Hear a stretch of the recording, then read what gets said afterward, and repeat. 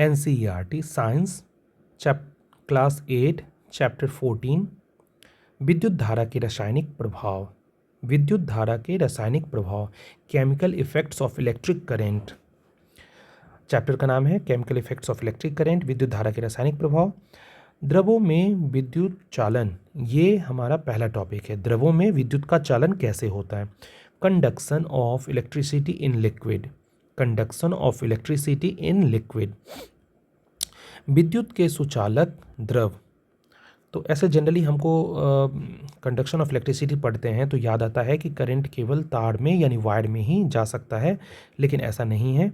अगर हमारे पास द्रव है और उसमें आयंस हैं यानी एसिड या क्षार या लवण उसमें मिला दिए जाते हैं, तब क्या होगा कि H+ या OH- जो है, जैसे हमारे पास कोई टब में वाटर है और अगर वो सिंपल वाटर है तब तो करंट पास नहीं करेगा, लेकिन अगर उसमें नमक मिला दें या कोई सॉल्ट मिला दें या अम्ल मिला दें, एसिड मिला दें या बेस मिला दें, तो क्या होगा कि H+ और OH- का आयन इसमें बन जाता है और वो एक दूसरे को कंडक्ट करने लगते हैं इलेक्ट्रिसिटी। तब फिर इसमें लाइन मतलब इलेक्ट्रिसिटी पास करवा सकते हैं। तो विद्युत के सुचालक द्रव ये क्या होंगे।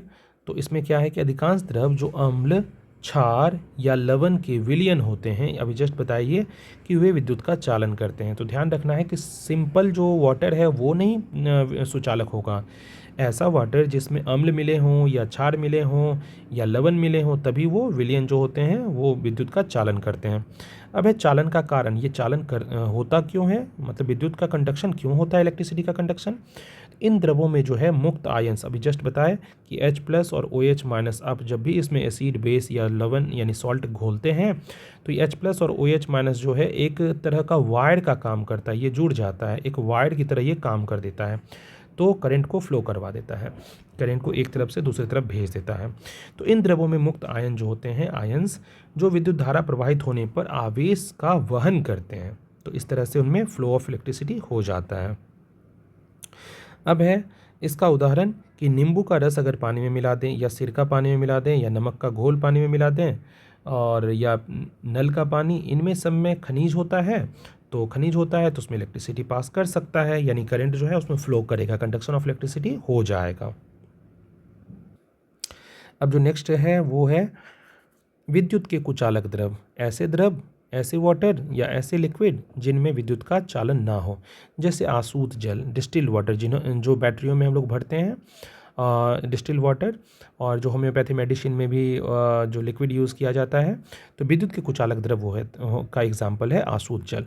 लगभग शुद्ध होता है और इसमें लवण चूंकि होते नहीं हैं, इसीलिए विद्युत का हीन चालक है, यानी पुअर कंडक्टर है। इसमें H+ और OH- जो है वो ज़्यादा बन नहीं पाता है, तो इलेक्ट्रिसिटी फ्लो नहीं कर पाता है। विद्युत धारा का रासायनिक प्रभाव, ये आपका नेक्स्ट टॉपिक है। Chemical effects of electric current, ये नेक्स्ट टॉपिक है।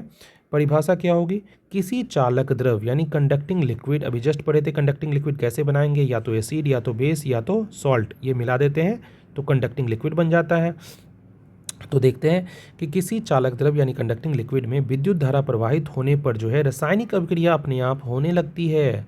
यानी जब भी चालक द्रव में विद्युत धारा प्रवाहित करेंगे तो रासायनिक अभिक्रिया होती है और इसी को हम विद्युत धारा का रासायनिक प्रभाव कहते हैं। बहुत इजी डेफिनेशन है, आप याद रख सकते हैं कि किसी चालक द्रव में जब विद्युत धारा प्रवाहित करते हैं तो रासायनिक अभिक्रिया अपने आप होती हैं और इसे ही विद्युत धारा का रासायनिक प्रभाव कहते हैं। अब प्रभाव इसका क्या है, तो गैस के बुलबुले, धातु का निक्षेपण और विलयन के रंग में परिवर्तन, इन 3 तरह के प्रभाव हो सकते हैं। तो पहला प्रभाव देखते हैं, गैस के बुलबुले। इलेक्ट्रोड्स जो होते हैं के पास गैस के बुलबुले बन सकते हैं, जैसे कि जल का H2 और O2 में अपघटन। ये सब डिटेल से हम लोग अगले क्लासेस में पढ़ेंगे। अपघटन करवाने का कुछ ये होता था, एक बीकर ले लेते हैं, उसमें वाटर रख देते हैं, तो इलेक्ट्रोड रहता है, एक पॉजिटिव टर्मिनल एक नेगेटिव टर्मिनल से जोड़ देते हैं, तो अलग अलग जो है जो हम लोग H2 और O2 कलेक्ट कर रहे हैं ना, वो अलग अलग डिपॉजिट हो जाता है इस पर। तो ये हम लोग डिटेल से आगे पढ़ेंगे। इलेक्ट्रोड के पास अभी बस इतना समझिए कि गैस के बुलबुले जो हैं इलेक्ट्रोड के पास गैस के बुलबुले बन जाते हैं। जैसे जल का आप अगर अपघटन कर रहे हैं तो H2 और O2 जो है वो अपघटन अलग अलग हो जाता है। धातु का निक्षेपण यानी धातु जमा हो जाता है। इलेक्ट्रोड पर धातु भी निक्षेप हो जाता है, यानी जब भी हम लोग विद्युत धारा का रासायनिक प्रभाव से यूज़ करके अगर हम धातु का निक्षेपण करवाना चाहें तो ये भी डिपॉजिट हो जाएगा। धातु को शुद्ध करने में ये बहुत इंपॉर्टेंट स्टेप है। विलयन के रंग में परिवर्तन, और ये भी एक बहुत अच्छा इफेक्ट है जो होता है कि विलयन का रंग बदल जाता है। जब भी आप विद्युत धारा का रासायनिक प्रभाव का कोई प्रयोग करते हैं तो अक्सर क्या होता है, विलयन का रंग बदल जाता है, दैट मीन्स वो वर्क कर रहा है। अब नेक्स्ट टॉपिक है विद्युत अपघटन, इलेक्ट्रोलाइसिस। अभी जस्ट ये कोई एक शेप बनाए थे डायग्राम, जिसमें हम दिखाते कि कुछ लिक्विड अगर डालते हैं, इलेक्ट्रोलाइट्स डालते हैं और इलेक्ट्रोलाइसिस करवाते हैं। दो इलेक्ट्रोड होता है, एक प्लस वाला टर्मिनल एक माइनस वाला टर्मिनल, तो अलग अलग वो डिपॉजिट हो जाता है, तो इसी को इलेक्ट्रोलाइसिस कहते हैं। आगे डिटेल से हम लोग पढ़ेंगे नेक्स्ट क्लासेस में, हायर क्लासेस में। विद्युत अपघटन इलेक्ट्रोलाइसिस यह एक रासायनिक प्रक्रिया है। क्या है ये? रासायनिक प्रक्रिया है। अब बहुत पहले से हम लोग पढ़ चुके हैं, मतलब कुछ क्लास पहले पढ़े होंगे 7 में भी 6 में भी, कि रासायनिक प्रक्रिया होता क्या था। ऐसी प्रक्रिया जिसमें नए पदार्थ बनते थे उसको रासायनिक प्रक्रिया कहते थे। तो विद्युत अपघटन जब भी होता है इसको रासायनिक प्रक्रिया क्यों कहते हैं? क्योंकि इसमें हमेशा नया पदार्थ बनता है जिसमें विद्युत धारा का उपयोग करके रासायनिक परिवर्तन किया जाता है। यानी विद्युत अपघटन क्या है, इलेक्ट्रोलाइसिस क्या है? एक रासायनिक प्रक्रिया है जिसमें विद्युत धारा का उपयोग करेंगे, यानी इलेक्ट्रिसिटी जो है उसमें डालते हैं तब जाके ये इलेक्ट्रोलाइसिस होता है। इलेक्ट्रिसिटी यानी विद्युत धारा का उपयोग करके रासायनिक परिवर्तन किया जाता है। उदाहरण क्या हो जाएगा? जल में विद्युत धारा प्रवाहित करने पर जल जो है H2 यानी ऋण इलेक्ट्रोड पर और O2 यानी धन इलेक्ट्रोड पर वियोजित यानी विभाजित हो जाता है। ध्यान रखना है कि H2 जो है वो कहाँ होगा, तो ऋण इलेक्ट्रोड पर जमा होता है, और O2 कहाँ जमा होता है, तो धन इलेक्ट्रोड पर जमा हो जाता है। तो ये था विद्युत अपघटन। अब नेक्स्ट हमारा टॉपिक है विद्युत लेपन, इलेक्ट्रोप्लेटिंग। ये क्या है? तो विद्युत धारा की सहायता से किसी पदार्थ पर किसी वांछित धातु डिजायर्ड मेटल की जो परत है वो निक्षेपित करने की जो प्रोसेस है ना, उसी को विद्युत लेपन कहते हैं। यानी आप एक चीज़ तो ध्यान में होगा, यशद लेपन वर्ड जो है, अच्छा कभी आएगा तो बताएंगे, टच होगा टॉपिक तो हम बताएंगे। अभी बस इतना समझते हैं कि विद्युत लेपन है क्या। यानी अगर आपको, हाँ एक चीज़ तो आप इससे पहले पढ़े थे कि लोहे में जब जंग लगता था तो यशद लेपन वहाँ हम लोग पढ़े थे, इस क्लास 7 या 6 का कोई चैप्टर था। तो यशद लेपन वही होता है कि उसमें करते क्या है कि हम बताए थे कि लोहा में जो जंग लगता है उससे बचाने के लिए यशद लेपन यानी जिंक की पतली परत चढ़ाई जाती है। मान लीजिए ये आयरन है, इसमें जंग लगने से बचाने के लिए इसको क्या करेंगे कि जिंक का लेयर इस पर चढ़ाएंगे। तो जिंक का लेयर कैसे चढ़ेगा, तो इसमें इसको मतलब ये विद्युत लेपन का प्रोसेस से, इलेक्ट्रोप्लेटिंग के प्रोसेस से चढ़ता है। तो इसमें करते क्या है, विद्युत धारा की सहायता से किसी पदार्थ पर किसी वांछित धातु, जैसे ये जिंक अभी वांछित धातु है तो उसका डिजायर्ड मेटल जो है उसकी परत हम लोग चढ़ा देते हैं, निक्षेपित कर देते हैं। इसी की प्रक्रिया विद्युत लेपन कहलाती है। ये था विद्युत लेपन। अब है इसकी प्रक्रिया क्या होगी। तो जिस वस्तु पर परत चढ़ानी होती है, जैसे कि आयरन रॉड पे हमको परत चढ़ाना था, तो हम क्या करेंगे, उसे बैटरी के ऋण टर्मिनल से जोड़ेंगे। बहुत इंपॉर्टेंट है कि ये इलेक्ट्रोलाइसिस का प्रोसेस तो करवाते हैं, लेकिन इसमें जो दो इलेक्ट्रोड भरते हैं हम लोग, तो उसमें जो नेगेटिव टर्मिनल से जोड़ेंगे उसी पे परत चढ़ेगा। यानी जिंक यहाँ रखेंगे और आयरन जो है यानी Fe जिसको आयरन बोलते हैं यहाँ रखेंगे। तो इसको हमेशा नेगेटिव टर्मिनल से जोड़ते हैं, इसको पॉजिटिव से। तो क्या होगा, जिंक धीरे धीरे जब इलेक्ट्रोलाइसिस स्टार्ट होगी, करंट फ्लो होगा इसमें, तो जिंक धीरे धीरे टूट के इस आयरन वाले रॉड पे आने लगेगा इसके ऊपर। तो जिंक धीरे धीरे टूट के आयरन रॉड पे आ जाएगा। तो इसको आप बहुत अच्छे से ध्यान रख सकते हैं कि जिस वस्तु पर परत चढ़ानी होती है उसे बैटरी के ऋण टर्मिनल यानी नेगेटिव टर्मिनल से जोड़ते हैं।